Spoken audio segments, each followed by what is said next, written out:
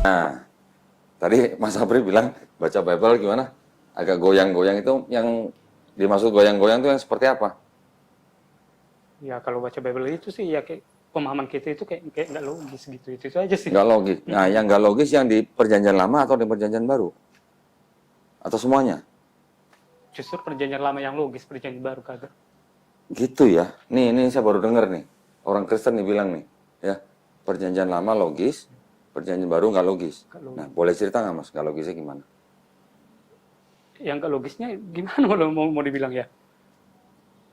Seperti tadi saya udah sama Mas Satagus. Kristianto. Iya, oh iya nih. Ah. Om Kristianto nih.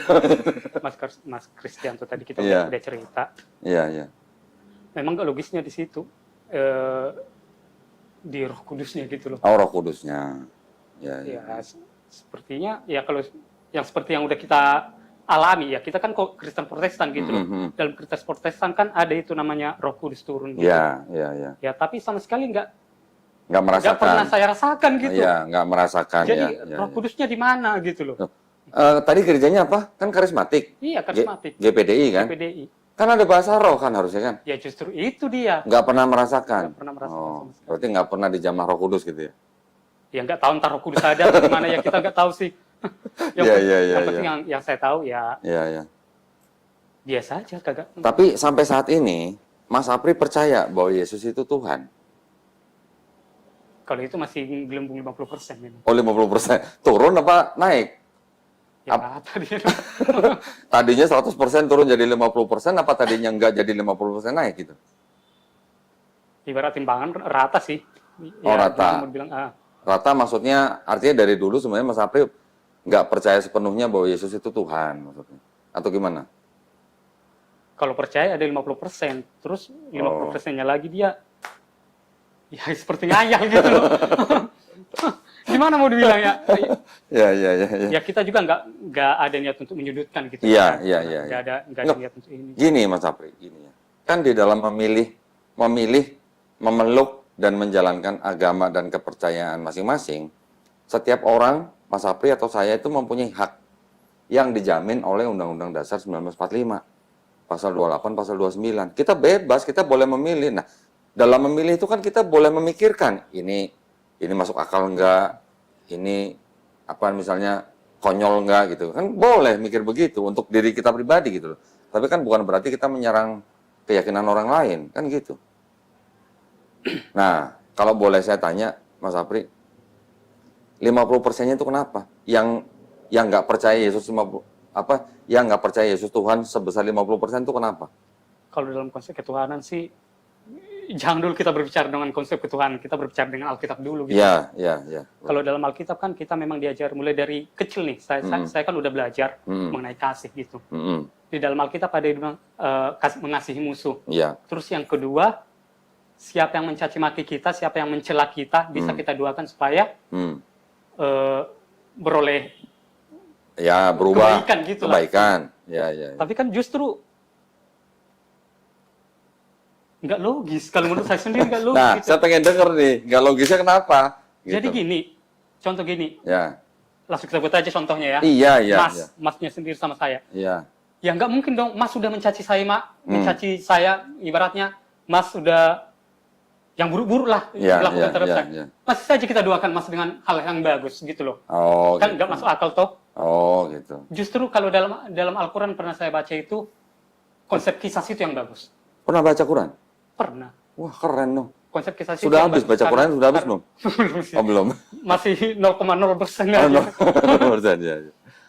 Karena di kisah yang pernah saya baca sih, Ya. nyawa itu diganti dengan nyawa, tangan diganti dengan nyawa. Kan ada itu. Di perjanjian lama kan juga gitu. Kalau perjanjian lama. Mata diganti mata, gigi diganti gigi kan gitu. Itulah masapanya. Apa? Hmm. Saya ibaratnya berpikirnya itu, kok iya ya? Kenapa nggak logis aja Bible ini gitu loh? Iya. Ya nggak logis loh. Gimana mau dibilang ya, susah sih. Nih, mohon maaf, mungkin saya potong ya. Kalau kita mendoakan orang yang mencaci maki kita, selama kita nggak disakiti secara fisik, secara kita nggak dipersekusi, mungkin masih bisa, Mas. Mungkin masih logis. Ya contoh gini Mas, aku bilang dulu sama Mas. Ya. Kita mempunyai saudara perempuan, Ya. diperkosa. meninggal. Nah, kalau itu kan sudah fisik. Ah, Nah, sudah fisik kan, itu yang nggak logis. Tapi kalau tadi mendoakan orang yang mencaci maki kita doakan itu masih logis.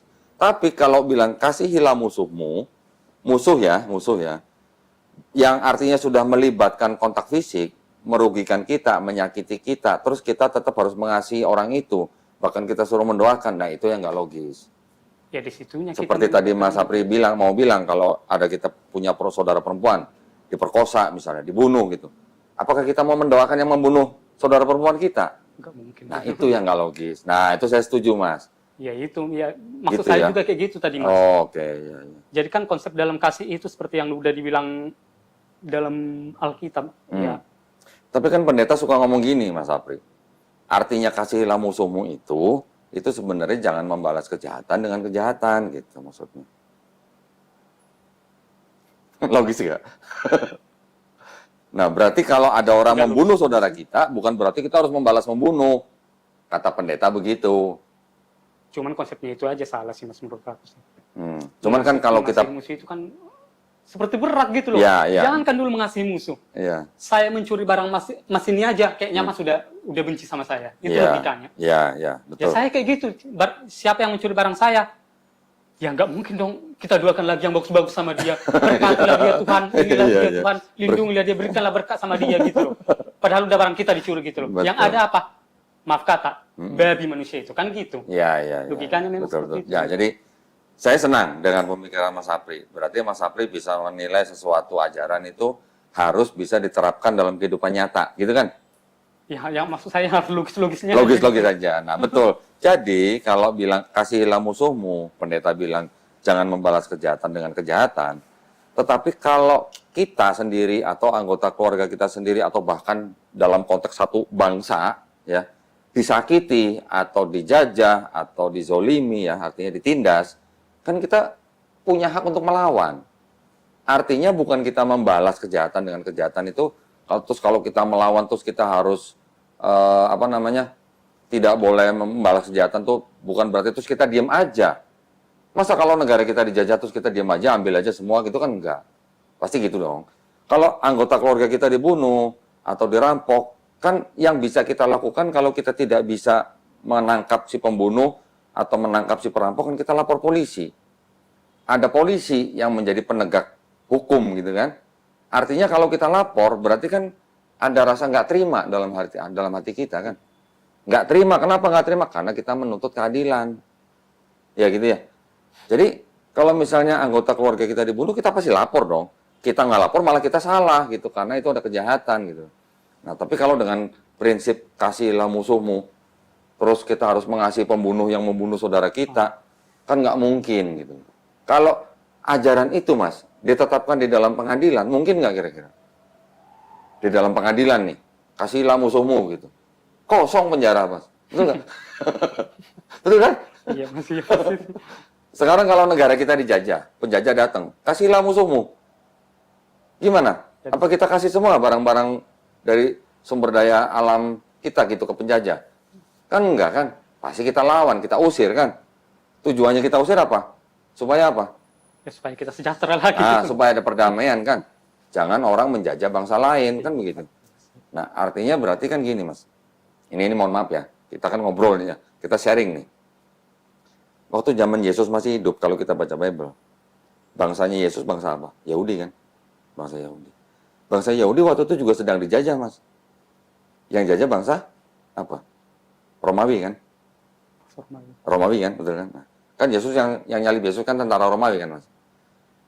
Bangsa Yahudi sedang dijajah oleh bangsa Romawi. Nah, sekarang di dalam Bible yang ditulis berapa puluh tahun setelah nggak ada Yesus, ditulisnya katanya di Romawi, yang nulis orang-orang yang berpendidikan, terus dibaca sama orang-orang Yahudi. Bacanya apa? Kasihilah musuhmu. Nah, musuhnya bangsa Yahudi ini siapa? Ya, bangsa Roma. Bangsa Romawi. Terus bangsa Yahudi suruh kasih bangsa Romawi gitu. Padahal bangsa Romawi itu yang menjajah bangsa Yahudi. Satu. Yang kedua, di Bible juga dikatakan, bayarlah pajak kepada kaisar. Nah, kaisar ini kan dari Romawi. Bangsa Yahudi kan nggak punya kaisar. Kaisar ini kan yang menjajah bangsa Yahudi. Suruh bayar pajak ke kaisar. Gitu. Kekaisaran Romawi ya. Ya. Terus di surat-surat di Paulus juga dikatakan takluklah atau tunduklah kepada pemerintah. Pemerintah pada saat itu siapa? Bangsa Romawi kan? Bahkan Paulus mengatakan pemerintah itu berasal dari Allah. Mungkin nggak pemerintah Romawi itu berasal dari Allah untuk menjajah bangsa Yahudi? Logis nggak kira-kira, Mas? Enggak logis. Enggak ya. Terus Paulus juga menulis, bayarlah pajak dan cukai kepada yang berhak. Yang mengurus pajak dan cukai itu adalah pelayan-pelayan Allah, katanya. Bangsa Romawi yang ngurus pajak dan cukainya orang Yahudi itu pelayan Allah, kata Paulus. Kira-kira logis nggak? Enggak logis. Nggak logis. Jadi kalau ada penjajah datang ya ke sebuah negara mau menjajah, terus dia bawa kitab suci katanya, yang ajarannya kasihilah musuhmu, bayarlah pajak kepada kaisar atau pemerintahmu gitu. Nah, kira-kira berarti ajaran kasihilah musuhmu itu kira-kira bisa nggak disebut itu sebagai ajaran penjajah supaya orang yang dijajah nggak berontak gitu? Bisa nggak begitu? Hah? Karena tulisan-tulisan itu ditulis berapa puluh tahun setelah nggak ada Yesus. Ditulisnya di Romawi oleh orang-orang yang berpendidikan. Yang ngomong siapa? Yang ngomong orang-orang ahli-ahli perjanjian baru sendiri. Bukan saya ngomong gitu. Ada buku-bukunya ada yang ngomong gitu. Jadi kalau bilang kasihilah musuhmu untuk bangsa Yahudi yang saat itu sedang dijajah oleh Romawi, kasihilah musuhmu kan musuhnya orang Yahudi kan Romawi. Berarti kalau suruh mengasihi bangsa Romawi berarti kan nggak boleh berontak kan? Masuk akal nggak, Mas? Omongan saya. Masuk. Bisa diterima sih. Bisa diterima. Ya, jadi itu salah satu ya. Tetapi gini, di dalam konteks beragama, terus konteks berbangsa, kita tidak boleh menjelek-jelekan ajaran agama orang lain. Itu adalah hak masing-masing. Iya. Ya, semuanya dilindungi. Tapi kalau Mas Apri sekarang sudah mulai merasa bahwa ajaran itu tidak logis untuk Mas Apri, nah monggo, tinggal dicari gitu. Silakan gitu. Nah, saya juga mau nanya nih sama Mas Apri ini. Mas Apri kan sudah baca Bible. Sudah baca perjanjian lama, tadi katanya logis. Sudah baca perjanjian baru, nggak logis gitu ya. Terus percaya Yesus Tuhannya tuh 50% gitu ya. Terus di dalam Bible, di PB itu kan diceritakan bahwa Yesus itu kan disalib untuk menebus dosa manusia. Iya. Betul. Masih percaya itu nggak, Mas? Kalau dalam konteksnya kematian ya, kematian sama kebangkitan itu ya bisa-bisa jadi terima gitu loh. Kematian dan kebangkitan. Tapi tujuan daripada kematian dan kebangkitan itu untuk menebus dosa manusia bisa diterima nggak? Kalau masalah itu bisa saja kita terima sih, Mas. Bisa diterima. Bisa saya terima. Nah, Ya masalahnya itu yang janggal itu justru hari kelahirannya gitu loh. oh hari kelahirannya, 25 Desember. 25 Desember. Ya, kenapa hari kelahiran? Kenapa? Semua orang Kristen merayakan hari Natal tanggal 25 Desember, tapi di dalam Alkitab itu nggak pernah ada tertulis Tuhan Yesus lahir tanggal 25. Iya benar.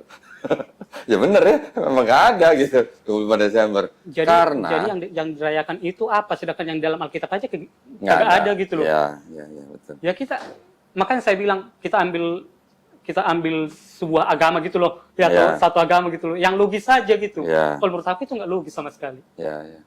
Mulai dari kejadian sampai keluaran itu apalagi perjanjian lama terus Matius sampai Wahyu itu nggak ada, itu 25 Desember lahir Tuhan Yesus. Iya, betul.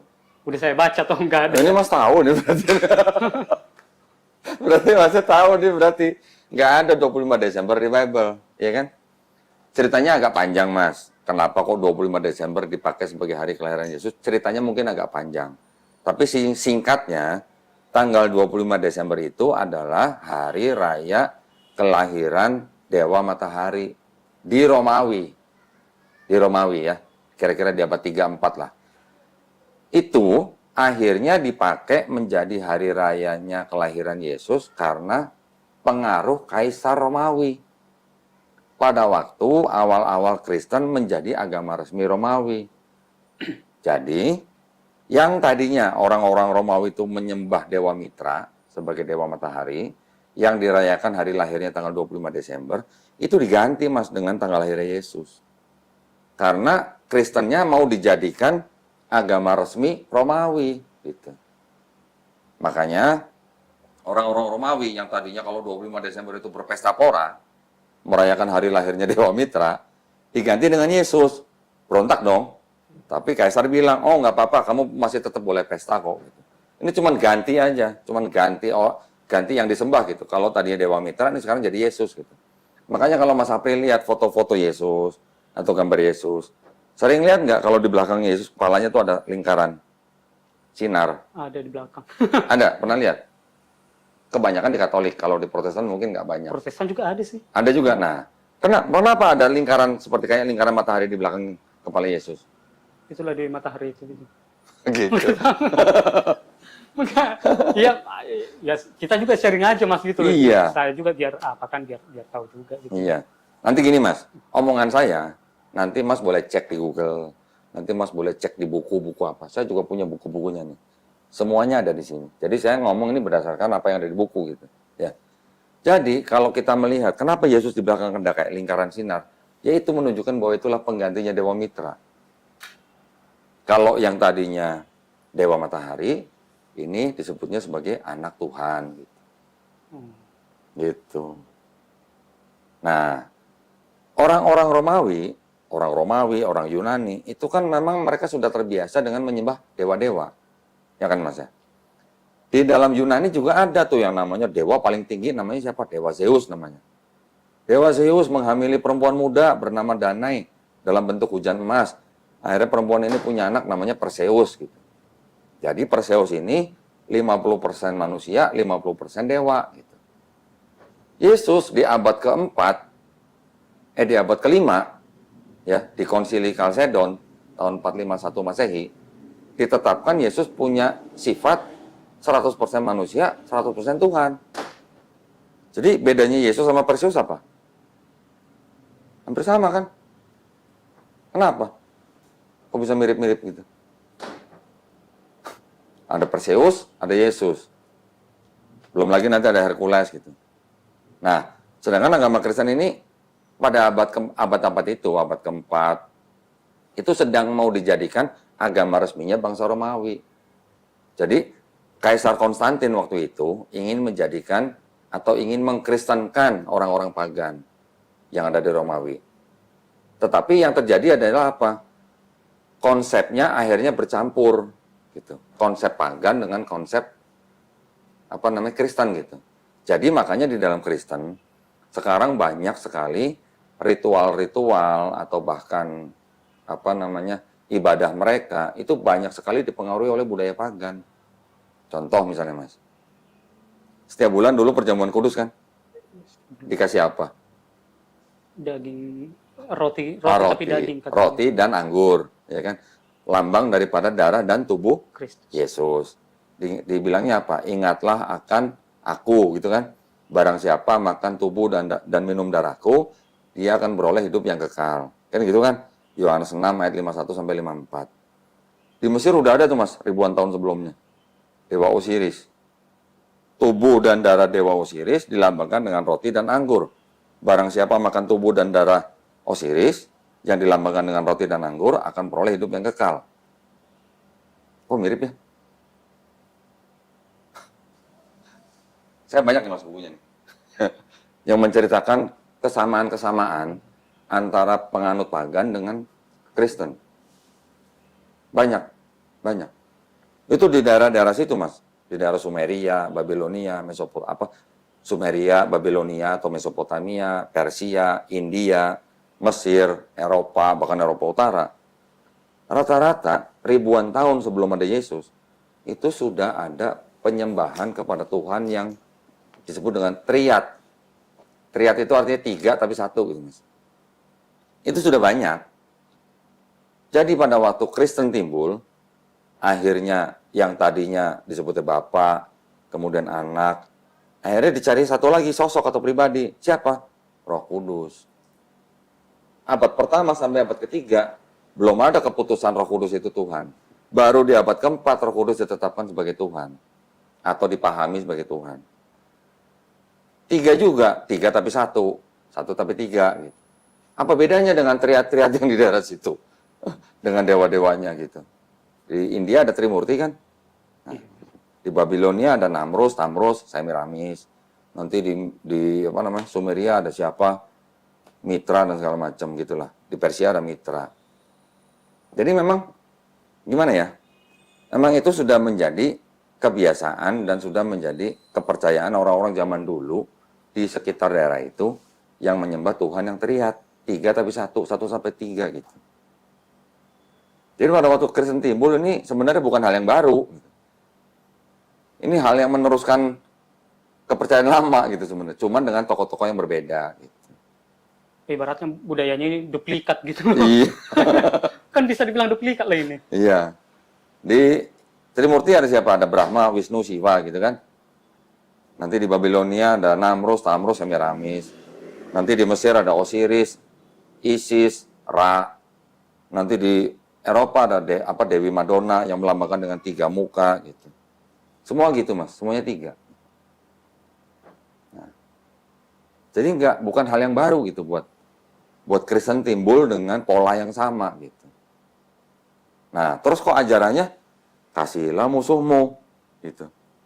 Bayarlah pajak kepada pemerintahmu gitu. Tunduklah kepada pemerintahmu. Kalau pemerintah kita yang resmi, kita yang pilih, bener ya, wajar ya. Tapi kalau pemerintahnya penjajah gimana? Kita suruh tunduk sama penjajah gitu, nggak boleh berontak itu, nggak boleh ngusir gitu. Kan enggak gitu ya.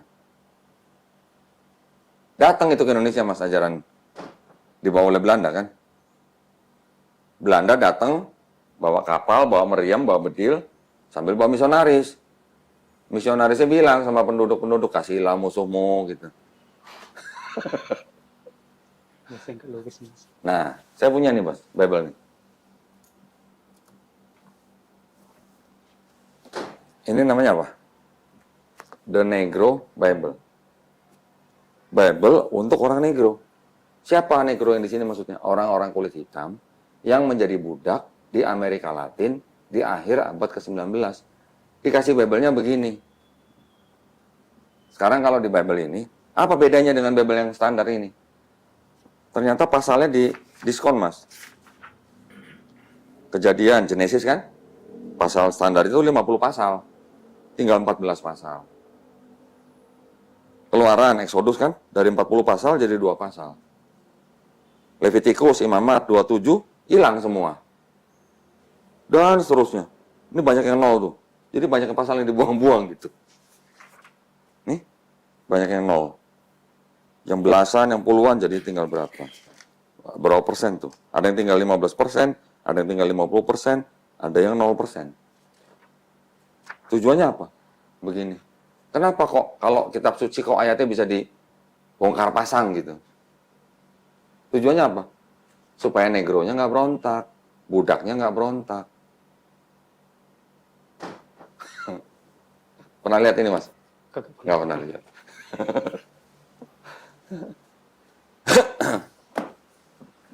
Belum lagi ada ini, Mas.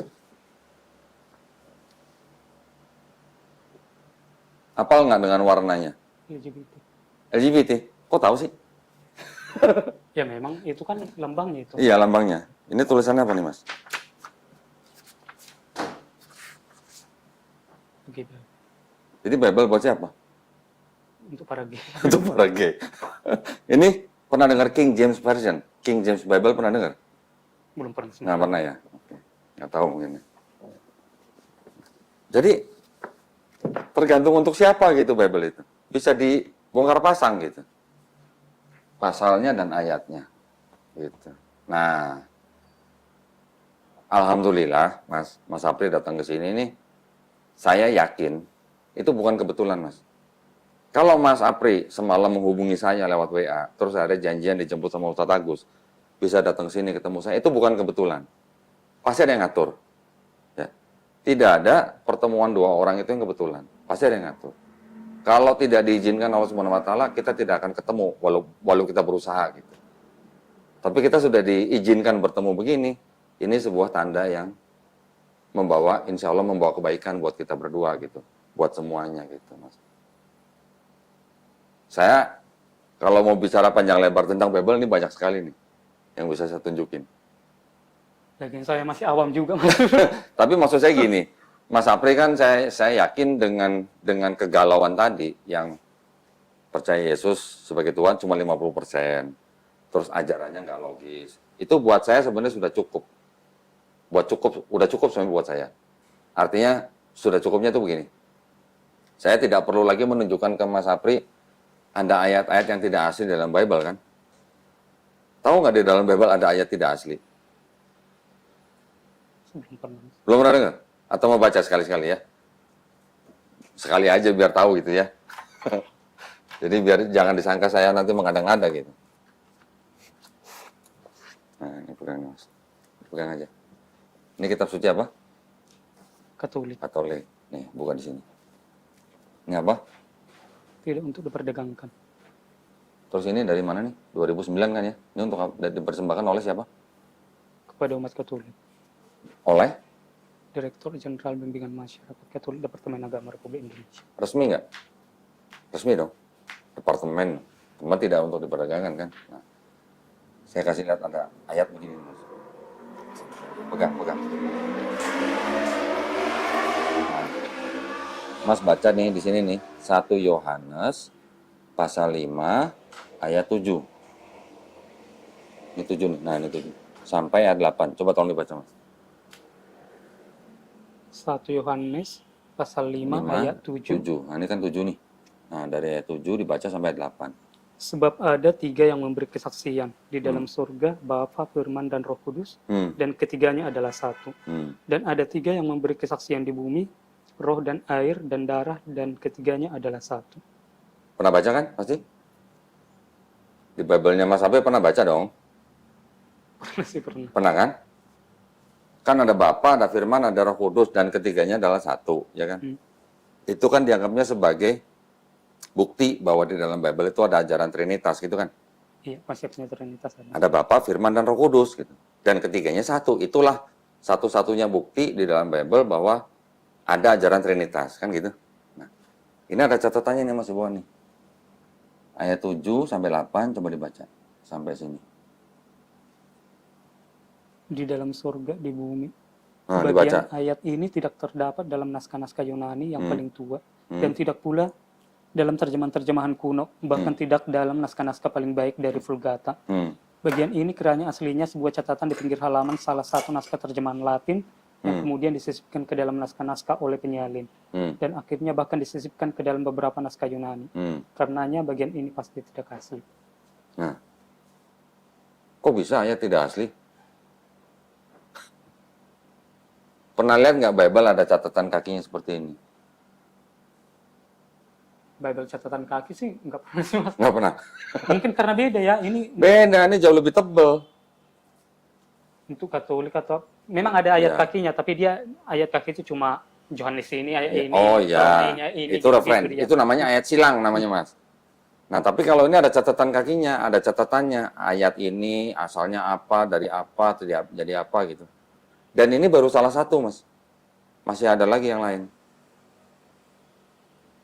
Jadi, Bible ini mengakui bahwa ada ayat yang tidak asli.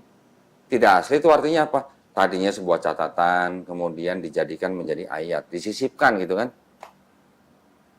Kalau tidak asli artinya apa? Ada yang tambah, ada yang dikurang-kurangi. Itu tidak asli. Nah, kalau tidak asli, kata lainnya apa? Apa? Kata lainnya apa kalau tidak asli? Ya tidak resmi gitu. Tidak resmi ya. Nah, gitu. Dan ini baru salah satu, Mas.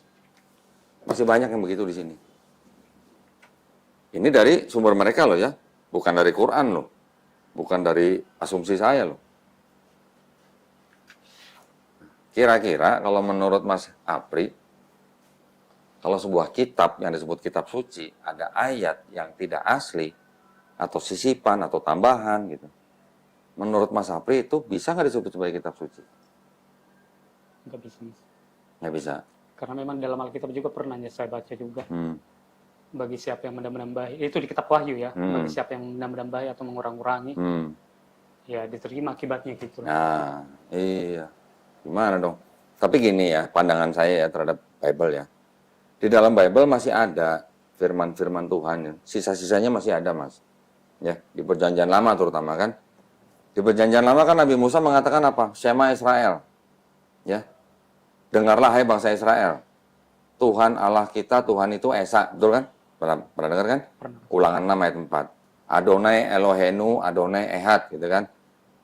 Terus kemudian di Perjanjian Baru, Yesus juga ditanya sama orang-orang Yahudi kan, imam-imam Yahudi, apa hukum yang terutama, gitu kan?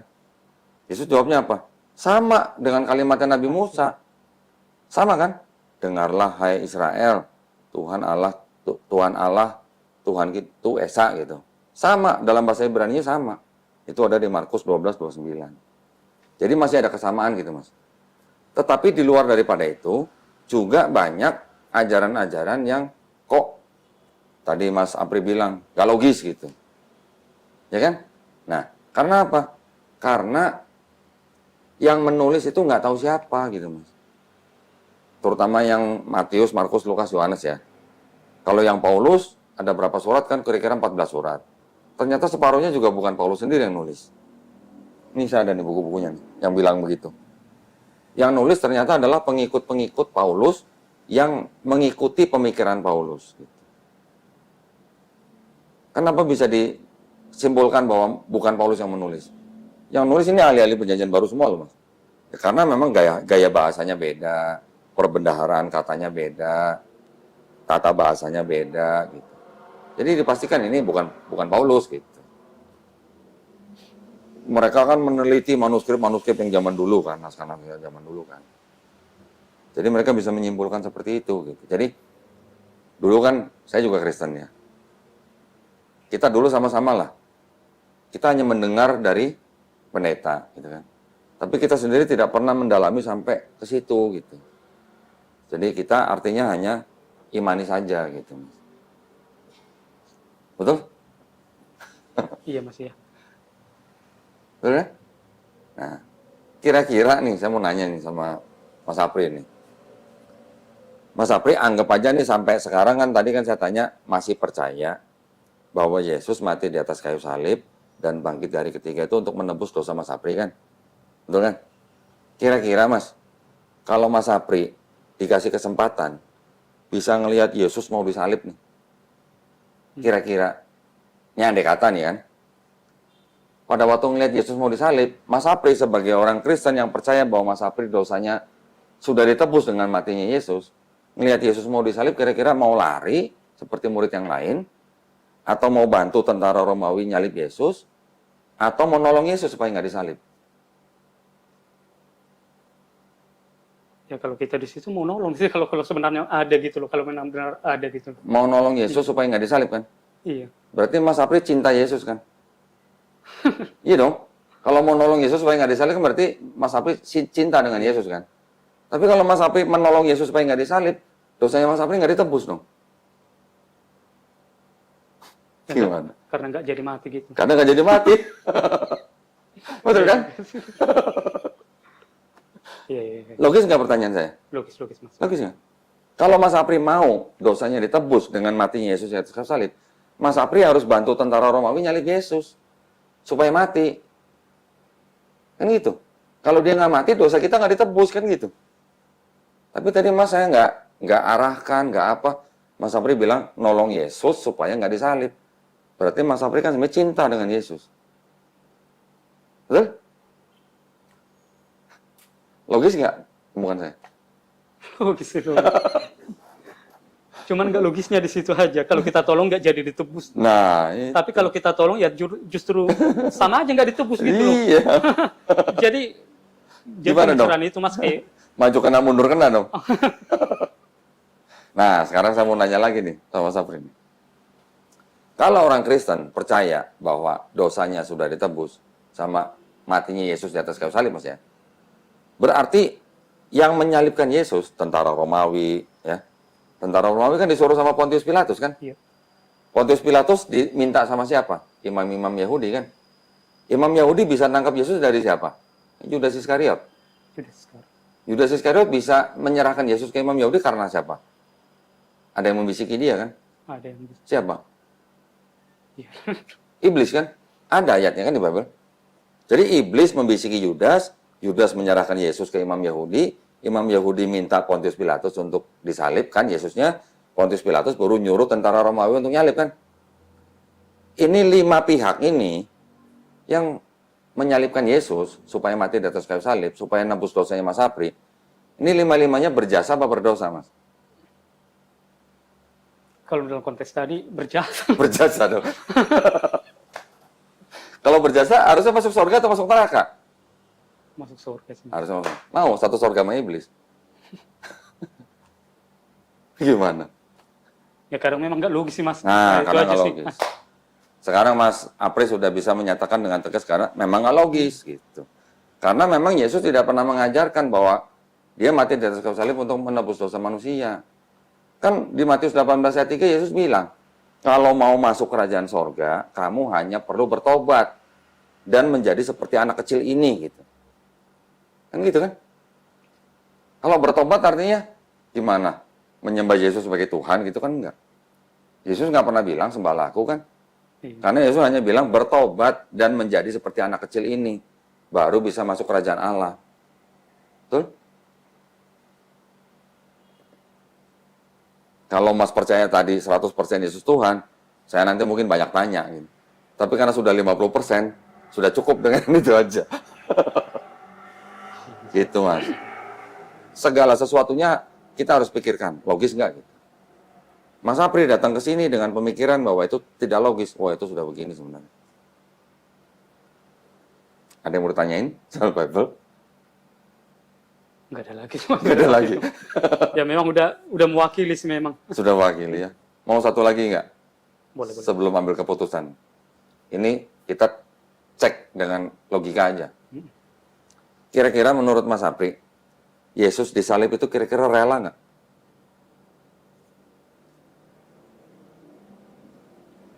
Pertama, dia pernah nyuruh murid-murid jual jubah, beli pedang. Betul kan? Kira-kira buat apa itu pedang? Waktu mau ditangkap nih, Supaya ada perlawanan. perlawanan. Kalau ada, supaya ada perlawanan berarti rela nggak dia disalib? Sama sekali tidak. Tidak. Sama sekali tidak. Iya kan? Nggak rela nggak. Kemudian dia larinya kemana? Ke Taman Getsemani kan? Nggak semangat. Taman Getsemani. Ngapain di Taman Getsemani? Semalam-malaman apa? Berdoa. Berdoa di Taman Getsemani Berdoa kepada siapa? kepada Allah Bapa. Kepada Allah Bapa. Nah katanya Yesus Tuhan, kok berdoa sama Allah Bapa? Itu dia lagi. Itu dia lagi. Karena memang dalam Yohanes 3:16 juga ada bilang kayak gitu. Iya, iya. Karena begitu besar kasih Allah akan dunia ini sehingga ia telah mengaruniakan anaknya Iya, gitu. iya. Jadi ibaratnya gitu, dia dan anaknya kan udah 2. Iya. Jadi yang Allah itu mana gitu. Nah, terus mau dijadikan satu kan? Belum lagi darah kudus kan? Nah, ini kedua ya tadi ya di Taman Getsemani. Artinya dia berdoa kepada Tuhan, Tuhannya dia. Berarti apa namanya? Dia kan apa? Minta tolong. Berarti Kan dia minta tolongnya gini. Jikalau bisa, lalukanlah cawan ini daripadaku. Pernah dengar kan? Jikalau bisa, lalukanlah cawan ini daripadaku. Itu artinya rela nggak disalib? enggak rela. Nggak rela. Walaupun pada akhirnya dia bilang, tetapi bukan kehendakku yang terjadi, tapi kehendakmu yang terjadi. Itu berarti kan artinya Yesus pasrah. Betul ya? Terus kemudian dia ketakutan malam itu di Taman Getsemani. Di Lukas disebutkan bahwa keringatnya seperti titik-titik darah. Berarti kalau dia ketakutan, dia rela nggak disalib, Mas? Enggak rela. Nggak rela. Ya kan? Terus pada waktu dia ditangkap, terus dia diadili di depan imam besar, penjaga imam besar menampar dia. Dia bilang, saya salah apa? Kok ditampar gitu? Kalau saya salah, tolong tunjukkan gitu. Lah kan Yesus ngajarin muridnya apa? Ditampar pipi kanan, kasih pipi kiri. Lah kok giliran dia ditampar sendiri, kok dia protes? Logis nggak? Berarti itu artinya Yesus rela nggak disalib? Enggak rela. Tidak rela. Terus pada waktu dia di atas kayu salib, dia kan teriak, Eli, Eli, lama Sabatan. sabatani. Artinya Allahku, Allahku, mengapa kau meninggalkan aku? Rela nggak kira-kira kalau teriak begitu? Ya memang enggak rela. Mas. Nggak rela. Ada teks yang lain yang bilang mengatakan bahwa ampunilah mereka karena mereka tidak tahu apa yang mereka lakukan. Ada yang begitu. Tapi ada Eli, Eli, lama sabataninya gitu. Itu kan sebuah indikasi bahwa dia nggak rela disalib. Kan gitu ya. Jadi dari situ aja kita bisa berpikir, berarti sebenarnya kan Yesus itu dibunuh gitu. Ya kan?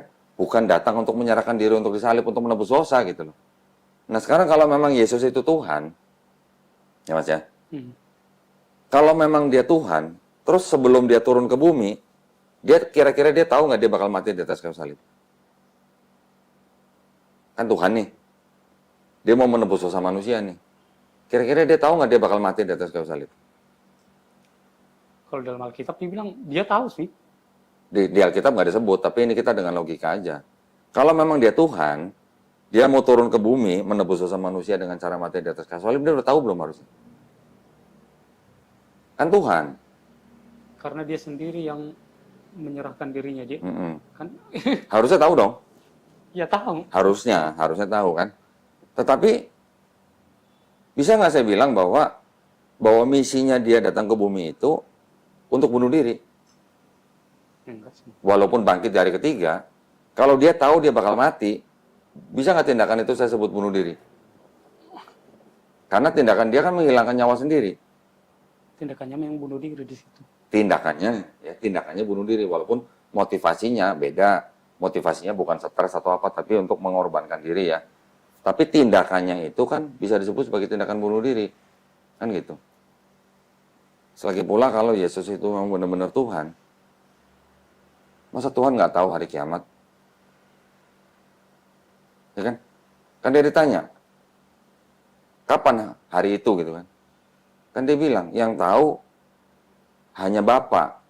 Anak tidak tahu, malaikat pun tidak tahu. Kalau Tuhan masa nggak mengetahui gitu? Maksud saya gitu.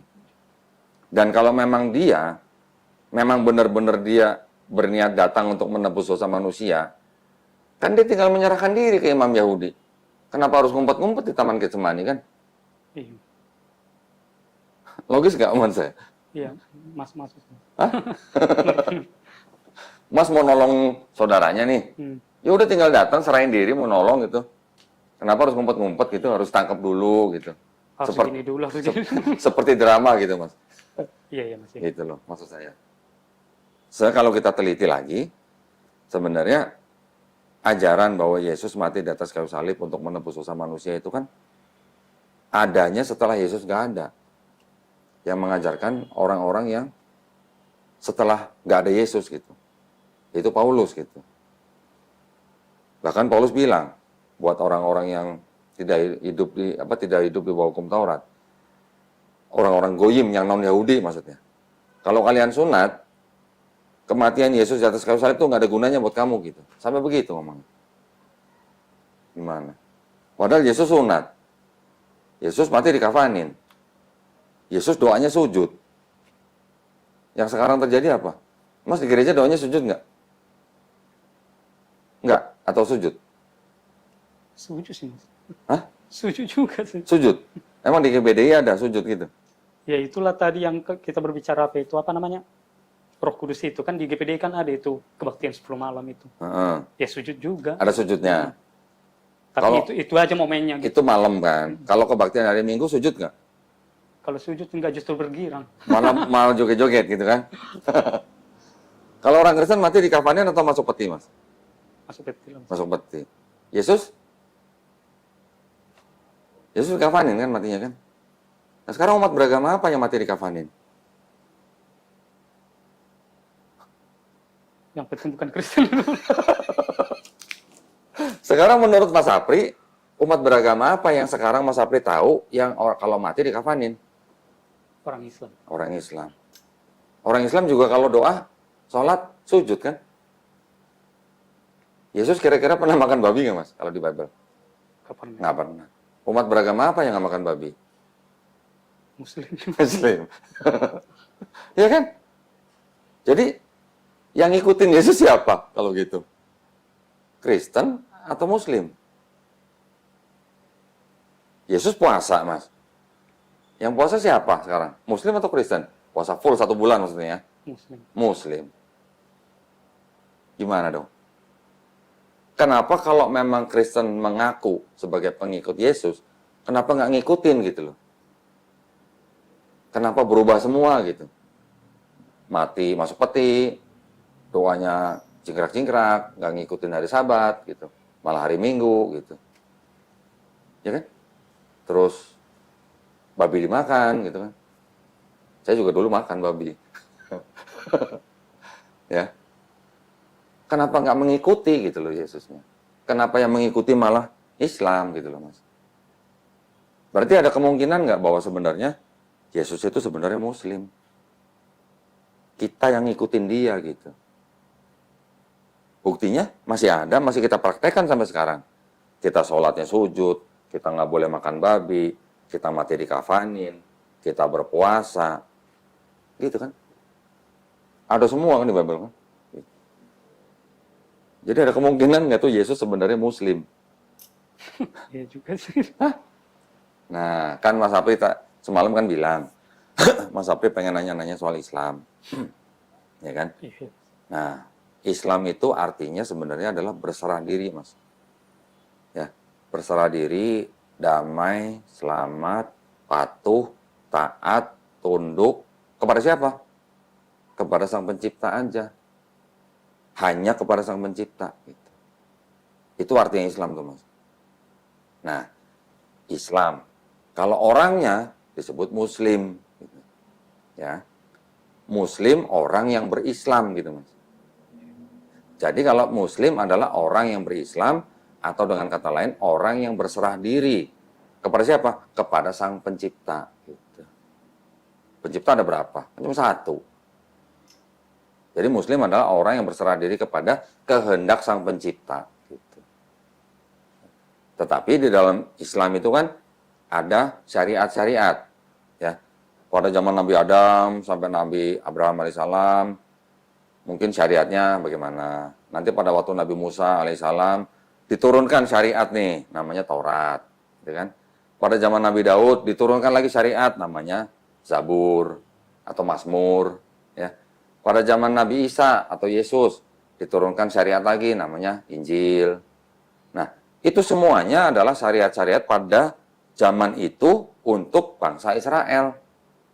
Hanya untuk bangsa Israel kan? Apakah untuk seluruh dunia? Enggak. Kan Yesus bilang di Bible juga kan, aku diutus hanya untuk domba-domba yang tersesat dari bangsa Israel. Bahkan murid-muridnya dilarang pergi ke negeri Samaria kan? Nggak boleh kan?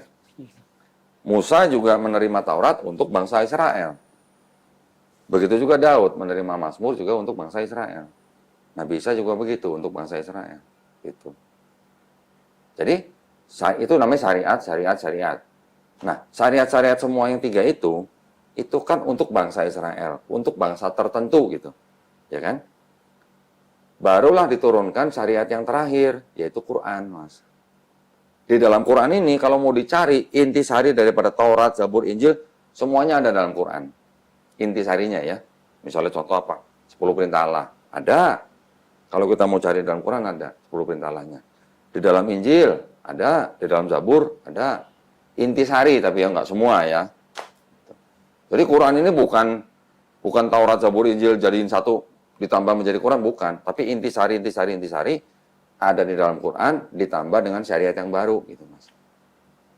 Tapi kalau kita perhatiin, Mas, ya. Nabi Musa pada waktu mau masuk kemah perjanjian, dia membasuh kakinya, membasuh tangannya. Membasuh artinya apa? Cuci kan? Kalau orang Islam sebutnya apa? Wudu. Orang Islam yang berwudu, mau ke masjid atau mau ke sholat. Syariat, ini juga syariat. Ada kesamaan gitu, Mas. Ya. Nabi Daud sujud. Nabi Isa sujud. Puasa, ada zakat, perpuluhan bayar kan? Berapa persen? Lupa. Tapi perpuluhan ada sih. Ada kan? Nah, ya maksud saya, kalau perpuluhan itu kita sebut dengan kurang lebih seperti zakat. Mirip lah, tapi walaupun tidak sama persis, tapi mirip zakat gitu lah ya. Jadi dari bangsa Israel sudah ada perpuluhan, sudah ada wudhu, sudah ada sholat sebenarnya. Mirip-mirip. Di Quran ada semua, Mas. Di Islam ada semua. Ada sholat, ada puasa, ada zakat. Bahkan haji di dalam tradisi bangsa Israel, itu juga sebenarnya ada yang namanya haji. Ada kata-kata dalam bahasa Ibrani itu hajj, itu artinya ziarah. Itu ada juga sebenarnya. Cuman itu bukti-bukti sejarahnya kita harus buka. Tapi kalau diperhatikan, ada. Mas Apri pernah dengar mertuanya Musa siapa? Lupa kali ya. Namanya Yitro. Ya. Musa setelah dia membunuh seorang Mesir, dia lari ke Midian kan? Midian itu adanya di mana? Di Arab bagian utara, Mas. Terus akhirnya dia menikahi seorang anak imam besar, yaitu yang bernama Yitro, dinikahi oleh Nabi Musa, tetapi dia harus bekerja untuk mertuanya selama 8 tahun. Itu di Bible ada. Imam besar ini di Arab, Mas. Kira-kira, kan Mekah di Arab kan? Kira-kira imam ini pergi haji nggak? Dia imam loh. Dia juga mengikuti ajaran Nabi Abraham. Berarti di Mekah, kalau dia di Arab Utara, dia pasti berhaji nggak? Tetap berhaji. Berhaji. Kalau dia punya menantu, kira-kira di bawah nggak berhaji? Logika aja, logika gitu. Selama 8 tahun, Musa kerja dengan seorang imam di Arab, yang juga keturunan Nabi Abraham, dari istri-istri yang lain, pasti berhaji. Gitu. Itu yang menunjukkan bahwa sebenarnya dari Abraham sampai Musa, Daud, Isa, itu sebenarnya ajarannya tuh sama sebenarnya. Waktunya sama tuh, artinya sama tuh bukan sama persis detail semuanya enggak, tetapi ada kesamaan gitu loh. Ya, ada wudhu, ada sholat, ada zakat, ada puasa, semuanya ada. Nah, itulah yang disempurnakan dalam Islam, Mas. Nah, satu lagi yang sama apa? Pesannya. Dari Nabi Adam, ya, Nabi Nuh, Nabi Abraham, Nabi Musa, Nabi Daud, Nabi Sulaiman, Nabi Isa, dan semua nabi-nabi. Semua pesannya sama nggak kira-kira? Pesannya apa mereka? Hanya ada satu pencipta kan? Hanya ada satu Tuhan. Kan gitu. Kan tadi kan Nabi Musa memberikan pesan apa? Shema Israel, Adonai Elohenu, Adonai Ehad.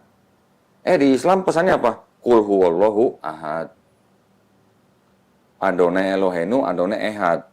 Qul huwallahu ahad. Kok mirip ya? Ehad sama ahad ya? Ehad, ahad, sama. Esa gitu. Jadi ada kesamaan pesan gitu, Mas. Pesan itu juga sama di dalam Islam. Di dalam Islam juga mengatakan apa? La ilaha illallah.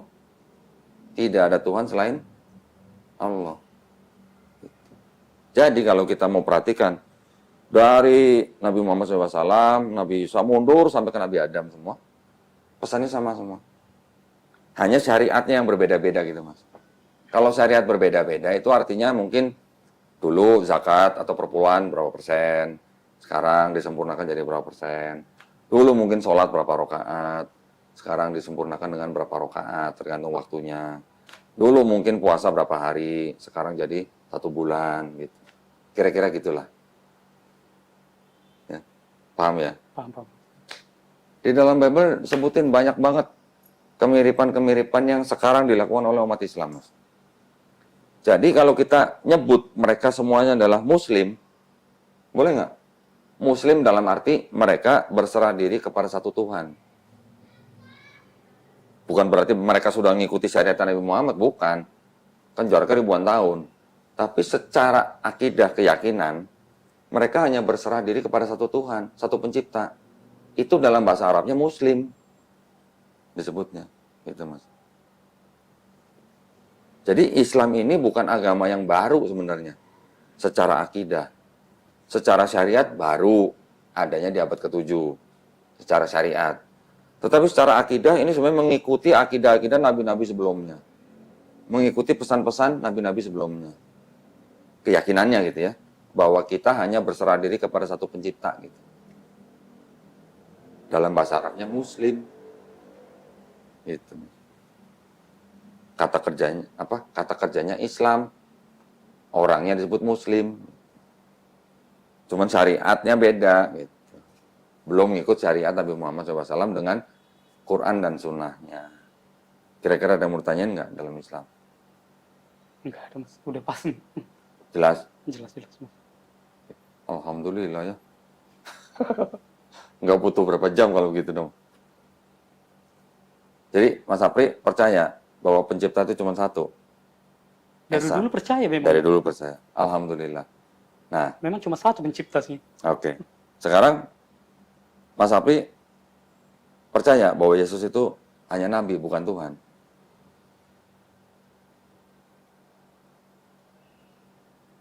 Kalau belum yakin, kita diskusi lagi. Kenapa Yesus bukan Tuhan gitu. Kan dari penjelasan tadi udah pas Mas. Sudah pas. Jadi percaya bahwa Yesus itu cuma nabi, bukan Tuhan. Saya kasih ayatnya ya. Saya kasih ayatnya ya. Kita buka Bible.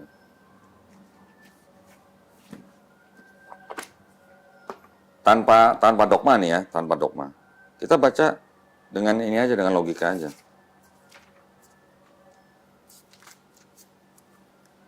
17 ayat 3, Mas. Yohanes 17 ayat 3. Baca aja, Pak. Inilah hidup yang kekal, yaitu bahwa mereka mengenal Engkau satu-satunya Allah yang benar dan mengenal Yesus Kristus yang telah Engkau utus. Hidup kekal artinya apa, Mas? Selama-lamanya. Akhirat kan? Satu-satunya Allah yang benar. Itu siapa? Maksudnya Engkau itu siapa? Bapa kan? Itulah pencipta itu. Iya, pencipta itu. Nah kan Yesus menyebutnya Bapa kan? Jadi engkaulah satu-satunya Allah yang benar. Satu-satunya loh Mas, nggak ada dua-duanya loh. Nggak ada tiga-tiganya loh. Satu-satunya Allah yang benar. Terus Yesus yang kau utus. Kalau utusan itu namanya apa? Nabi. Nabi. Buka lagi. Ada lagi Mas. Kalau dogma gereja lain lagi. Satu-satunya Tuhan yang benar tuh Bapa, Anak, dan Roh Kudus gitu. Jadi ada tiga gitu. Tapi kalau kita baca dengan secara plain apa adanya, satu-satunya Allah yang benar itu engkau tuh Bapa. Berarti itu kan Allah. Yesus yang kau utus. Utusan itu apa? Nabi.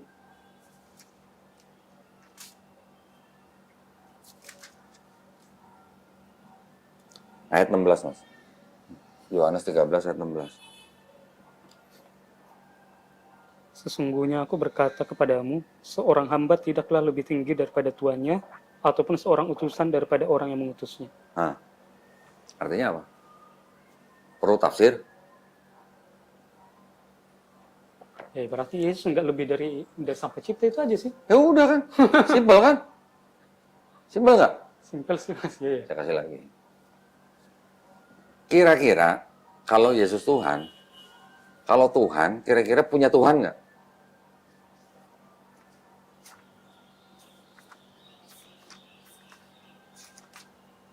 Tuhan itu udah tertinggi tuh Mas. Nggak perlu lagi Tuhan lain. Kalau udah dia Tuhan ya nggak perlu lagi yang Tuhan gitu. Ya, gitu kan? Yohanes 20 ayat 17. Coba. 17 mana? Nah, ini coba baca. 17.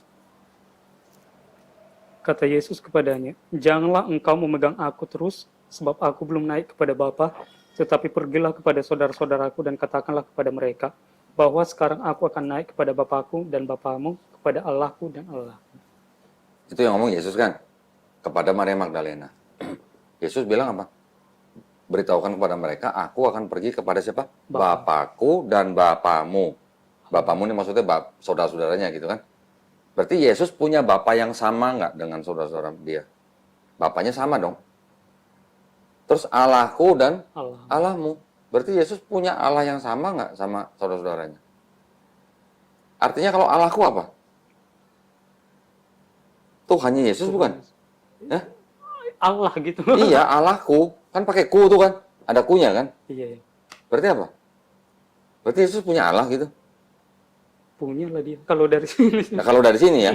Nah, terus kalau Yesus Tuhan, Tuhan punya Tuhan gitu?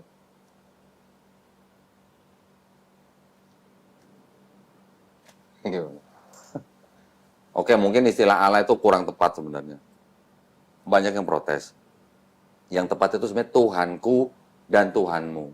Itu yang tepat ya.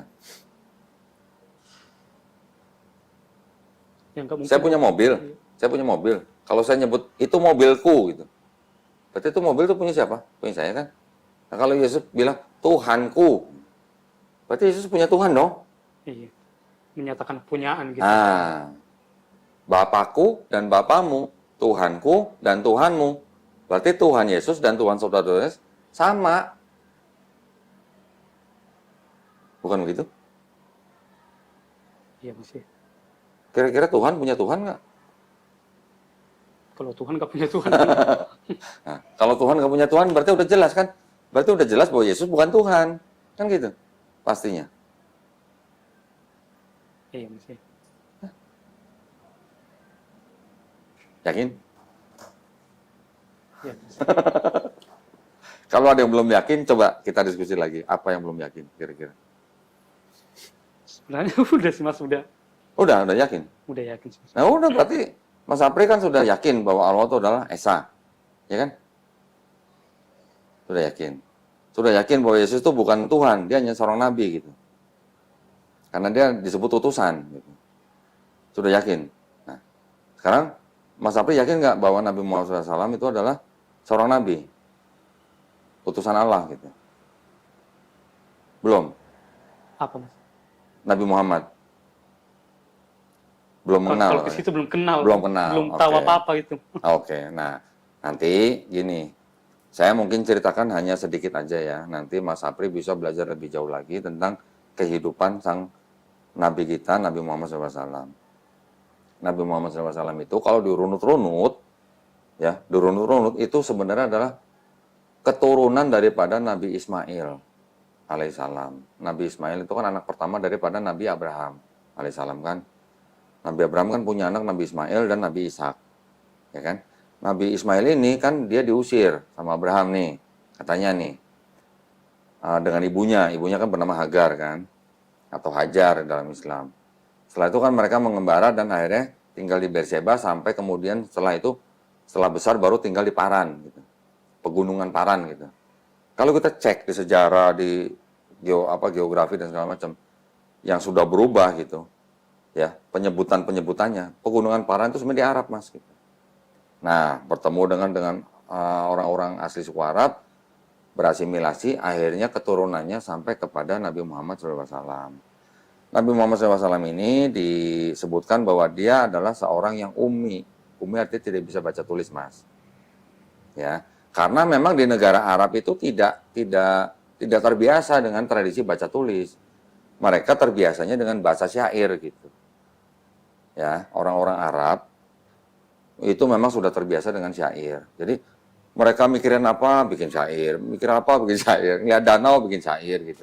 Lihat gunung, bikin syair. Memang gitu tradisinya gitu. Jadi bukan tradisi baca tulis gitu kalau untuk bangsa Arab. Nah, di bangsa Arab itu sendiri, itu selama beratus-ratus tahun, bahkan sebelumnya itu, mereka juga sudah mengenal yang namanya pagan, Mas. Yang tadi saya bilang, tiga Tuhan, tapi satu Tuhan, tapi tiga. Dari daerah yang tadi saya sebutin, bangsa Arab juga mengenal. Dari mana? Dari Persia. Karena mereka kan orang-orang pedagang. Mereka mengambil barang dari negara lain, dijual di Arab gitu ya. Bawa souvenir gitu, ada yang bawa souvenir gitu ke Mekah. Namanya Amr bin Luhai lah, saya sebutin aja namanya. Dia berdagang ke Syam, dia pulang bawa souvenir. Souvenir apa? Patung gitu. Dia melihat orang sana menyembah patung itu gitu. Artinya sebenarnya orang Arab sendiri sebenarnya tahu gitu bahwa pencipta itu namanya Allah gitu. Cuman karena ada patung-patung yang disembah yang dianggap sebagai perantara kepada Tuhan Sang Pencipta, jadi mereka terbiasa dengan menyembah perantaranya, minta tolongnya lewat perantara itu gitu. Bawa satu patung, yang lain nyusul, nambah-nambah. Jadi Mekah itu, Ka'bah yang di Mekah itu, akhirnya dikelilingi dengan patung-patung berhala yang berasal dari daerah-daerah yang tadi saya sebutin itu. Jadi orang Arab sudah terbiasa dengan menyembah pagan.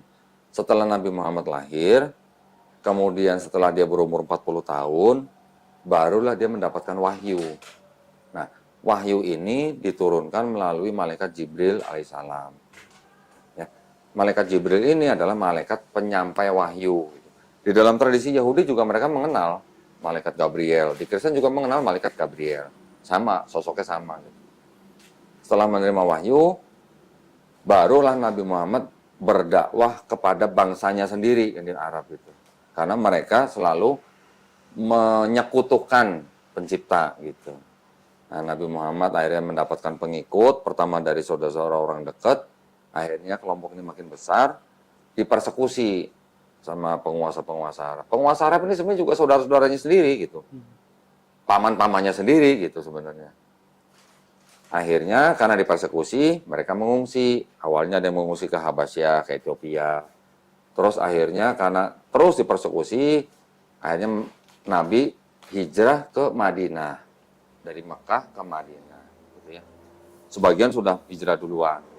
Nah, setelah Nabi hijrah ke Madinah ini, inilah baru Nabi Muhammad SAW itu mempunyai pengikut yang cukup besar. Ya. Jadi mungkin bisa dikatakan dalam satu Madinah itu, selain Yahudi dan Kristen, semuanya sudah Islam gitulah. Jadi sudah punya kekuatan, akhirnya berperang sama saudara-saudaranya sendiri dari Mekah gitu mas. Nanti ada perang Uhud, ada perang macam-macam, ada beberapa kali perang. Sampai akhirnya Mekah ini ditaklukkan atau ditundukkan oleh Nabi Muhammad dan pengikut-pengikutnya dari Mekah. Itu ya peristiwa yang disebut dengan Fatu Mekah. Yang sebelumnya ditandai dengan perjanjian ini itulah ada ya. Setelah ditaklukkan ya, orang yang ada di Mekah pada waktu ditaklukkan oleh Nabi Muhammad, mereka silahkan kalau mau masuk Islam dilindungin, tapi kalau nggak mau masuk Islam, karena Mekah itu adalah tanah yang suci, tanah haram, maksudnya tanah suci, mereka harus keluar dari Mekah gitu. Tapi bukan berarti dibunuh-bunuhin, enggak. Yang mau masuk Islam silakan, yang enggak silakan gitu. Di dalam Islam itu tidak ada paksaan gitu mas. Orang-orang Yahudi dan orang-orang Nasrani yang tinggal di Arab Saudi yang tidak mau masuk Islam tidak dibunuh, mereka hanya perlu membayar jizyah namanya. Itu kalau menerapkan hukum Islam. Kalau di Indonesia enggak, ya kan? Jadi di dalam Islam, Islam itu tadi kan saya sudah sebutkan ininya ya, apa namanya definisinya gitu lah ya. Kalau apa namanya pada waktu Fatu Mekah, sorry saya mundur dikit.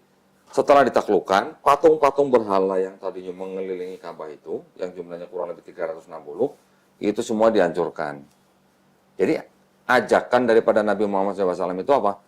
Hanya untuk kembali menyembah kepada satu pencipta. Gitu. Siapa? Allah Subhanahu Wa Taala.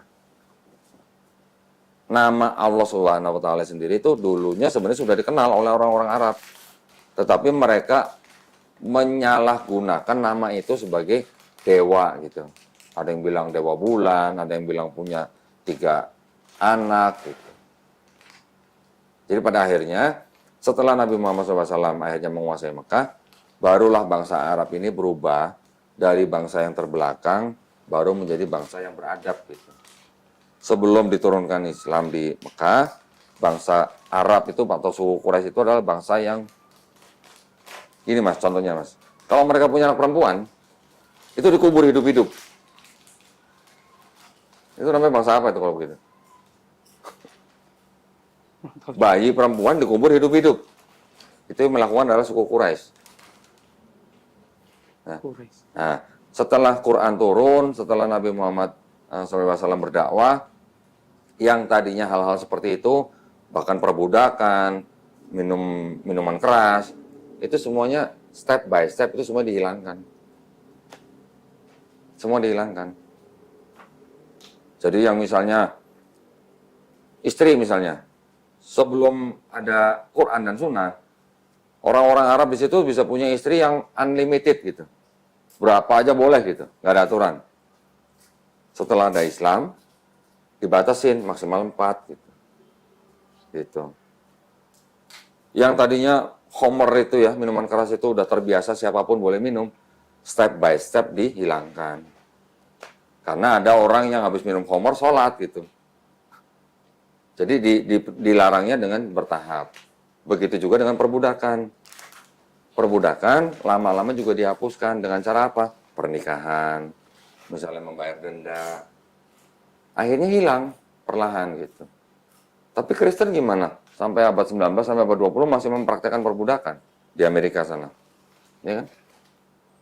Islam ini yang membawa bangsa Arab dari masa yang disebut masa jahiliyah menjadi masa yang beradab, dan berakhlak gitu.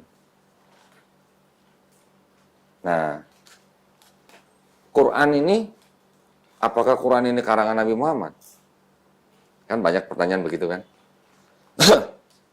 Apakah Quran ini tulisan Nabi Muhammad sendiri gitu, karangan gitu? Ternyata enggak. Kita bisa buktikan bagaimana caranya. Kita tahu lah ya, ilmu pengetahuan tahu ya. Ya kan? Di dalam Quran, ini kalau tradisi di dalam Islam kan, Quran itu adalah wahyu yang diturunkan Allah Subhanahu Wa Taala kepada Nabi Muhammad SAW melalui malaikat Jibril alaihissalam. Ya. Setelah diturunkan, di dalam Quran itu banyak ayat-ayat yang berhubungan dengan ilmu pengetahuan, Mas. Ya, contoh, kalau kita mendaki gunung, ya, pernah mendaki gunung? Pernah? Pernah. Kalau kita mendaki gunung makin tinggi, udaranya makin tipis atau makin tebal? Makin Udaranya. kuat. Kalau makin tinggi makin kuat lah, anginnya kencang. Anginnya, tapi oksigennya makin Semakin sedikit O2-nya. semakin sedikit. Berarti kalau makin tinggi kita ke atas, kita makin susah bernapas atau makin mudah bernapas? Asma ya. Makin susah bernapas ya. Nah, di dalam Al-Quran sudah disebutkan di dalam surat Al-An'am ayat 125. Jika Allah mengendaki seseorang mendapatkan sebuah hidayah, Allah akan menjadikan dadanya lapang untuk menerima Islam. Tetapi kalau Allah mau membiarkan dia dalam kesesatan, Allah akan menjadikan dadanya sesak dan sempit seperti mendaki langit. Bayangin Mas, ini ayat turun di abad ke-7 ya. Sekarang kita abad ke berapa nih? 21 kan? 21. Abad ke-7 sudah dikatakan bahwa kalau kita mendaki langit, dada kita kan sesak dan sempit. Kira-kira siapa yang ngajarin Nabi Muhammad? Kalau mendaki langit itu, dada kita kan sesak dan sempit gitu. Siapa yang ngajarin kira-kira? Padahal ilmuwan itu baru tahu di abad ke-17. Beda 1000 tahun tuh. Baru tahu bahwa makin tinggi kita ke atas, udara makin sempit, kita makin nggak bisa bernapas. Yang tahu namanya Pascal di tahun 1648. Jadi mungkin nggak itu karangan Nabi Muhammad SAW? Apakah Nabi pernah terbang, istilahnya naik gunung yang tingginya ribuan meter gitu sampai dadanya sempit? Sepertinya saya belum pernah baca gitu. Artinya di dalam ayat itu nggak mungkin karangan manusia pada zaman itu gitu. Karena pada zaman itu orang tidak ada yang mendaki langit sampai ribuan meter gitu. Kok baru ketawanya sekarang gitu? Pernah dengar Big Bang Mas? Pernah dengar? Teori penciptaan alam semesta. Di dalam Quran udah disebutin Mas. Pada mulanya kami menciptakan langit dan bumi bersatu, kemudian kita pisahkan. Siapa yang ngajarin Nabi Muhammad teori Big Bang? Abad 7 tuh Mas. Abad 7 tuh. Big Bang kapan dikeluarkan oleh ilmuwan? Baru 50 tahun yang lalu. Ya kan? Ini adalah kita mau pakai standar gitu. Kan pertanyaan kita, apakah mungkin Al-Quran ini dikarang oleh seorang manusia gitu? Ya kan? Quran diturunkan di abad ke-7, sedangkan kita baru tahu ada teori Big Bang itu baru 50 tahun yang lalu. Dari mana ceritanya orang yang tidak bisa baca tulis, yang hidup di abad ke-7, kok bisa tahu alam semesta ini diciptakan dulunya satu, kemudian dipisahkan?